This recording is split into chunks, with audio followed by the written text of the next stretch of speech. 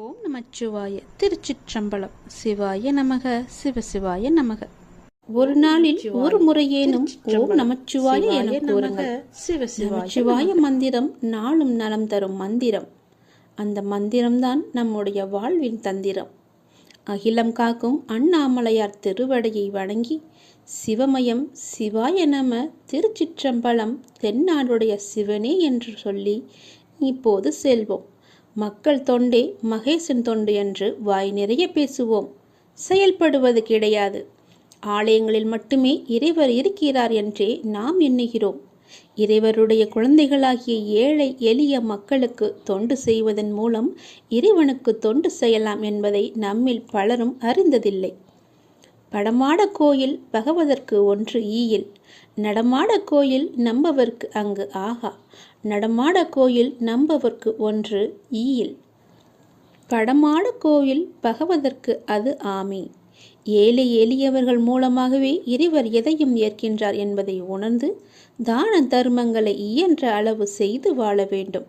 நம்மிடமுள்ள பொருட்களால் நமக்கு இன்பம் கிடைக்கும் என்று மாயையில் மயங்கி வாழ்ந்து வருகின்றோம். அதனால் தீய வழிகளிலும் பொருளை தேடுகிறோம். பொருட்களால் துன்பம் வரும் என்பதை நாம் சிறிதும் உணருவதில்லை. பொருள் தேவைதான், நல்ல வழியில் தேட வேண்டும். அதையும் நல்ல வழிகளில் செலவிட வேண்டும். பழுத்த மரத்தை தேடி பறவைகள் பல வருவது போல நம்மிடம் பலர் விரும்பி வந்து உதவி பெற்று செல்ல வேண்டும். அப்படி நம் வாழ்க்கை அமைந்திருக்க வேண்டும். இனி பிறவாமையை பெறுவதற்கு முக்தி பெறு என்றே இந்த மனித உடலை பெற்றிருப்பதாக நம்பியவர்கள்தான் ஞானியர்கள். உடம்புக்குள்ளே உத்தமன் கோயில் கொண்டான் என்று உடம்பினை யானிருந்து ஓம்புகின்றேனே. நாம் இவ்வுலக இன்பங்களுக்காகவே உடம்பெடுத்துள்ளதாக நினைத்து வாழ்கின்றோம். ஊனினை உருக்கி ஊழ் ஒளியை பெருக்கியவர்கள் ஞானியர்கள். ஊனினை பெருக்கி ஊழ் ஒளியை சுருக்கியவர்கள்தான் நாம். நாம் பொருளற்ற சமய சடங்குகளையே பக்தி என்று எண்ணி விடுகின்றோம். பக்தி என்னும் பயிர் வளர்வதற்கு பொருள் பொதிந்த சமய சடங்குகள் வேலி போன்றவையே. வேலியையே பயிராக நினைத்து மயங்கி விடுகிறோம். வாளால் அறுத்து சுடினும் மருத்துவன்பால் மாறாத அன்பு காட்டும் நோயாளியைப் போலவும், அடிக்கடி தாயின் காலையை பிடித்து கொண்டு அள்ளும் குழந்தை போலவும், மீளா துயர் வந்தாலும் அந்த பரம்பொருளின் திருவடிகளையே நினைத்து வாழ்பவர்கள்தான் ஞானிகள். இந்த அரிய கருத்தினை இயம்பி நிற்கும் காரைக்கால் அம்மையாரின் அரிய பாடலை இங்கு காண்போம். இடர்கலையாரேனும் எமக்கு இறங்காரேனும் படரும் நெறி பணியாரேனும் சுடர் உருவில் என்பார கோலத்து எரியாடும் எம்மானர்க்கு அன்பராது என்னெஞ்சி அவர்க்கு. இது காரைக்கால் அம்மையாரின் அரிய பாடல். இதை கேட்பவருக்கே நிச்சயமாகவே எல்லா துன்பமும் நீங்கிவிடும். ஓம் நமச்சிவாய என்ற மந்திரம் மட்டுமே நம்முடைய வாழ்வின் தந்திரம் என்பதை நீங்கள் மறந்து விடாதீர்கள். அம்மனின் அருளோடும் அப்பனின் அருளோடும் நோய் நொடியின்றி நீண்ட ஆறுடன் சிவ அருளோடு தென்னாடுடைய சிவனின் ஆசியோடு நாம் நன்றாகவே இருப்போம். உங்களுக்கு எப்பொழுது எல்லாம் சிவனினுடைய பெயரை சொல்ல நினைக்கிறதோ உடனடியாக சொல்லிவிடுங்கள். ஓம் நமச்சிவாய என்ற மந்திரத்தை தினமும் சொல்லிவிடுங்கள். உங்கள் வாழ்வு தரித்திரம் நீங்கி சந்தோஷமாகவே மாறிவிடும். தந்திரம் போல எப்படி மாறியது என்று தெரியாத அளவிற்கு அவருடைய மந்திரத்தின் பலன் இருக்கும். ஒரு முறையாவது ஓம் நமச்சிவாய என்ற மந்திரத்தை சொல்லிவிடுங்கள். இறைவன் தந்த அற்புதமான வாழ்வின் ஒவ்வொரு நாளையும் இறை அருளுடன் நாம் தொடங்குவோம். உங்களிடம் வேறு எதுவும் இல்லாவிட்டாலும் இறைவன் அருள் இருந்தால் மற்ற அனைத்துமே உங்களை தேடி தானாக வரும். வாழும் ஒவ்வொரு நிமிடமும் இறை சிந்தனையுடன் இருங்கள். இறை சிந்தனை உள்ள பொழுது விழிப்புணர்வுடன் ஒவ்வொரு செயலையுமே நன்றாக துல்லியமாக எந்த குறையும் இல்லாமல் செய்ய முடியும். விழிப்புணர்வுடன் நீங்கள் செய்யும் எந்த செயலும் தவறாவதற்கு வாய்ப்பே கிடையாது. விழிப்புணர்வுடன் செய்யும் செயல்கள் நிச்சயம் ஒரு நாள் வெற்றியை தரும்.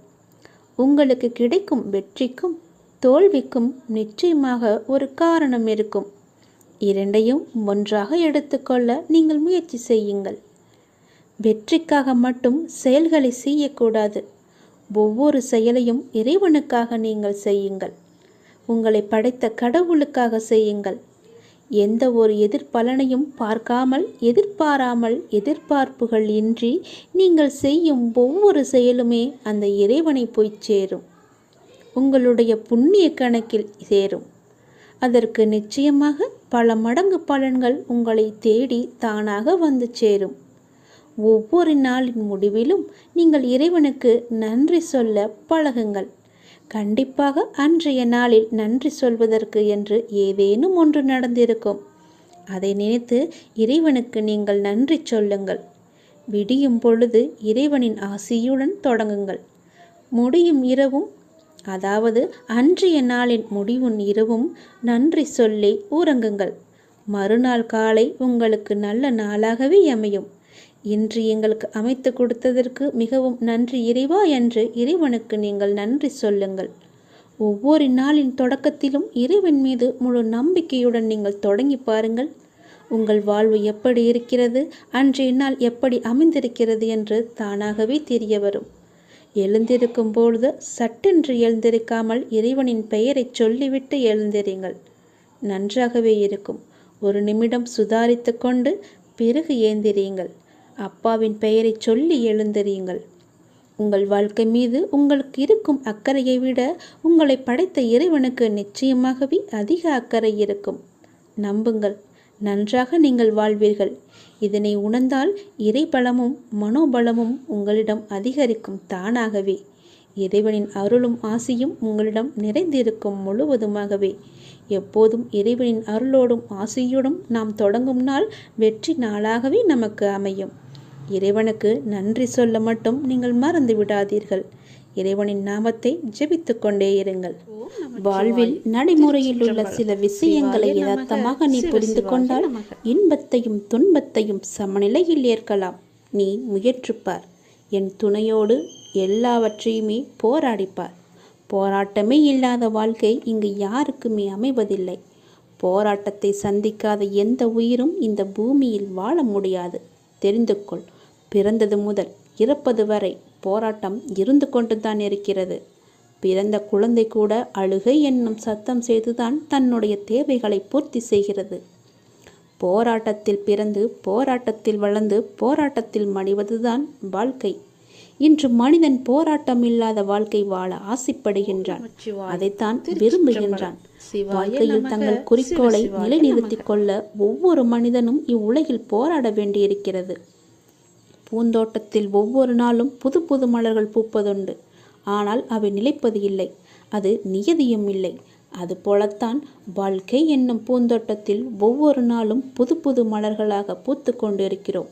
எவ்வாறு பூந்தோட்டத்தில் மலர்ந்த ஒரு பூ நிலைப்பது இல்லையோ அது போலத்தான் வாழ்க்கையும். போராட்டங்கள் இல்லாமல் வாழ்வில் எதுவுமே வெற்றி பெற முடியாது. போராட்டம் இல்லை என்றால் வாழ்க்கை உப்புச்சப்பு இல்லாமல் போய்விடும். வாழ்க்கையில் உங்களுக்கு அழுவதற்கு 100 காரணங்கள் இருந்தாலும் சிரிப்பதற்கு என்னிடம் 1000 காரணங்கள் இருக்கிறது என்று வாழ்ந்து காட்டு. சரியான நேர்மையான வாழ்க்கை பயணப்பாதை முட்கள் நிறைந்த கரடுமுரடான பாதைத்தான். இப்பாதையில் முட்களாகவும் கரடுமுரடான கற்களாகவும் பிறரின் அவமான பேச்சுக்களும் பழிச்சொற்களும் நியாயமில்லாத விமர்சனங்களும் தான் நிறைந்திருக்கும். அதை நீ தெரிந்து கொள். வாழ்க்கை என்பது அவ்வளவு சுலபமல்ல. களை இல்லாத தோட்டம் இல்லை. அதுபோலத்தான் போராட்டம் இல்லாத வாழ்க்கையும் இல்லை. வாழ்க்கை அழகானதாக மாற்றிக்கொள்வது உன்னுடைய கையில்தான் இருக்கிறது.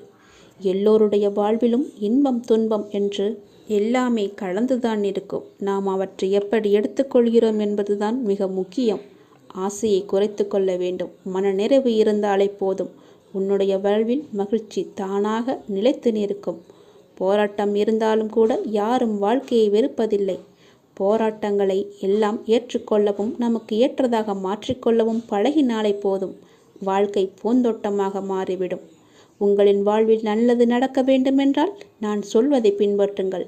நீங்கள் எப்படிப்பட்ட பாதையில் பயணம் செய்தாலும் உங்கள் நற்சிந்தனையாலும் நற்செயல்களாலும் மலரும் புதிய பயனுள்ள மலர்களால் பாதையை நிரப்புங்கள். உங்கள் வாழ்வு இனிதாக அமையும். நீங்கள் வாழ வாருங்கள். என்னுடைய ஆசையுடன் நீங்கள் போராட்டத்தில் குதிக்க தயாராக இருங்கள். என் துணை உனக்கு உண்டு. எப்போதுமே நாம் ஒரு குடும்பத்தில் இருக்கோம். அந்த குடும்பத்தில் எப்போதுமே பரஸ்பர அன்பு நிலச்சிருக்கட்டும். சண்டை இல்லாத வீட்டில் லட்சுமி தங்குவாள். பெரும் பணக்காரன ஒரு வியாபாரியின் வீட்டில் செல்வத்திற்கு பஞ்சமே கிடையாது. எல்லா செல்வமும் அவர் வீட்டில் கொட்டி கிடந்தது. ஒரு நாள் அந்த வியாபாரியின் கனவில் தோன்றிய மகாலட்சுமி, பக்தனே, நீயும் உன் முன்னோர்களும் செய்துள்ள புண்ணியங்களின் காரணமாகவே இதுவரை நான் உன் வீட்டிலேயே தங்கியிருந்தேன். நீ செய்த புண்ணியம் அனைத்தும் தற்போது தீர்ந்துவிட்டது. எனவே இன்னும் ஓரிரு நாளில் உன் வீட்டை விட்டு வெளியேற உள்ளேன். அதற்கு முன் உனக்கு ஏதாவது வரம் வேண்டுமென்றால் கேட்டு பெற்றுக்கொள். ஆனால் என்னை இங்கேயே தங்கியிருக்க கேட்கக்கூடாது என்றாள். மறுநாள் பொழுது விடிந்தது. வியாபாரி வீட்டில் உள்ள அனைவரையும் அழைத்து கனவில் நடந்தவற்றை பற்றி கூறினார். மகாலட்சுமியிடம் என்ன வரம் கேட்கலாம் என்று அவர் தம் குடும்பத்தினரிடம் ஆலோசனை கேட்டார். ஒவ்வொருவரும் ஒவ்வொரு விதமாக ஆலோசனை கூறினர். ஆனால் அவர்கள் அனைவரும் ஒரே கருத்தையே வெளிப்படுத்தினர். நவரத்தினங்களை வரமாக கேளுங்கள், ஏராளமான பொற்குவியல்களை கேளுங்கள், நிறைய உணவுப் பொருட்களை கேளுங்கள், மாட மாளிகைகள் பலவற்றை கேளுங்கள் என்று அடுக்கிக் கொண்டே போனார்கள். அப்போது அந்த வீட்டின் கடைசி பெண் தன் தந்தையிடம், அப்பா, நமக்கு தேவையான பொன், வைரம், வைடூரியம், மாணிக்கம், வீடு என எவற்றையும் வரமாக கேட்டு வாங்கினாலும் அது நம் வீட்டில் நிலைக்கப் போவதில்லை. ஏனெனில் எப்போதும் நம் வீட்டில் இருந்து மகாலட்சுமி வெளியேறப் போகிறாளோ, அவர் வெளியேறியவுடன் அவளது ஐஸ்வர்யம் புரிந்த இந்த 5 பொருட்களுமே, எல்லா பொருட்களுமே வெளியேறிவிடும் அல்லது நிலைக்காமல் போய்விடும். எனவே எப்போதும் எங்கள் வீட்டில் பரஸ்பரம் அன்பு நிலைந்திருக்கும்படி வரம் அருளுங்கள் என்று மகாலட்சுமி தேவியை கேளுங்கள் என்று கூறினாள் இந்த கடைசி பெண். இளைய மகள் கூறியதே சரியென்று வியாபாரிக்கு தோன்றியது. அதையே இறுதி முடிவாக கொண்டு இரவு தூங்கச் சென்றார் அந்த வியாபாரி. அன்றைய தினம் இரவில் அவர் கனவில் மகாலட்சுமி தோன்றினாள். அவளிடம், அன்னையே, எங்கள் குடும்பத்தில் எப்போதும் அனைவருமே ஒன்றாக இருக்க வேண்டும். அனைவரிடமும் எப்போதும் பரஸ்பர அன்பு நிலைத்திருக்க வேண்டும். இதுவே நான் உன்னிடம் கேட்கும் வரம். இந்த வரத்தை மட்டும் தாங்கள் எனக்கு அருளினாலே போதுமானது என்று வியாபாரி கேட்டார். லட்சுமி தேவி சிரித்தபடி, மகனே, இப்படி ஒரு வரத்தை கேட்டு மீண்டும் உன் வீட்டிலேயே என்னை கட்டி போட்டு விட்டாய். எந்த குடும்பத்தில் ஒருவருக்கொருவர் பரஸ்பரம் அன்பு செலுத்தி வருகிறார்களோ, அந்த குடும்பத்தில் சண்டை சச்சரவுகள் இல்லையோ, அந்த வீட்டில் நிச்சயமாகவே நான் இருந்து தீருவது என்று முடிவு எடுத்துள்ளேன். எனவே நீ கேட்ட இந்த வரத்தால் நான் மீண்டும் உன் வீட்டிலேயே தங்கி இருந்து விடுகிறேன் என்று கூறி அங்கேயே தங்கிவிட்டாள் மகாலட்சுமி. எந்த வீட்டில் குடும்பத்து பெரியவர்களை மதித்து வழிபடுகிறார்களோ, எங்கு நாகரிகமான முறையில் மற்றவர்களுடன் மரியாதையோடு பழகுகிறார்களோ, பிறருடைய செய்கைகளால் மனதில் கோபம் ஏற்பட்டாலும் எவர் தங்கள் வாயால் சண்டை செய்யாமல் இருக்கிறார்களோ, அந்த இடங்களில் எல்லாம் நான் வசிக்கிறேன் என்று இந்திரனிடம் ஒரு முறை லட்சுமி தேவி கூறியதாக புராண வரலாறு கூட தெரிவித்திருக்கிறது. ஆகையால் லட்சுமி கடாட்சம் பெற விரும்புபவர்கள் சண்டை போடுவதை தவிர்த்து விடுங்கள். பொறுமையை கையாளுங்கள். திருப்தியை கொண்டுங்கள். இன்பத்தை இன்பமாக ரசியுங்கள். இரக்கத்தை கொள்ளுங்கள். மன்னித்தலை விட மிக பெரிய ஆயுதமே கிடையாது. எல்லாவற்றையும் மன்னிக்க பழகுங்கள். சண்டை சச்சரவு இல்லாமல் இருங்கள். எல்லோரிடமும் அன்பு கொள்ளுங்கள். தோல்விகள் பல சூழ்ந்தாலும் இருளை விளக்கும் கதிரவன் போல அதனை நீக்கி அடுத்தடுத்த வெற்றி படியில் காலடி எடுத்து வைக்க வேண்டும். முடியும் வரை தோற்கக்கூடாது. முடியும் வரை ஜெயித்து கொண்டே இருக்க வேண்டும் என்ற எண்ணத்தோடு செயல்படுங்கள். உங்கள் வீட்டில் லட்சுமி தேவி, மகாலட்சுமி உங்கள் வீட்டில் நிரந்தரமாகவே வாசம் செய்வாள். எப்போதும் எல்லோரிடமும் அன்பாக புன்முறுவலுடன் பேச வேண்டும். சண்டை சச்சரவு இல்லாமல் எந்த குறையும் இல்லாமல் இருக்கும் இடத்தில் மகாலட்சுமி நிச்சயமாகவே வாசம் செய்வாள் என்பது உறுதி. உங்கள் வீட்டிலும் மகாலட்சுமி வாசம் செய்யட்டும். வீட்டில் எப்போதுமே அதிர்ந்து பேசக்கூடாது. எப்பொழுதும் அமைதியான முறையிலே பேசி பழக வேண்டும். எல்லோரிடமும் அன்பாக பேசி பழக வேண்டும். சண்டை என்று வந்தால் ஒருவர் விட்டு கொடுத்து செல்லலாம். ஒருவர் வாயை மூடி இருந்தாலே அந்த வீட்டில் நிச்சயமாகவே சண்டை வராது. நல்லதே நடக்கும். மகாலட்சுமி வாசம் செய்வாள் உன் வீட்டில்.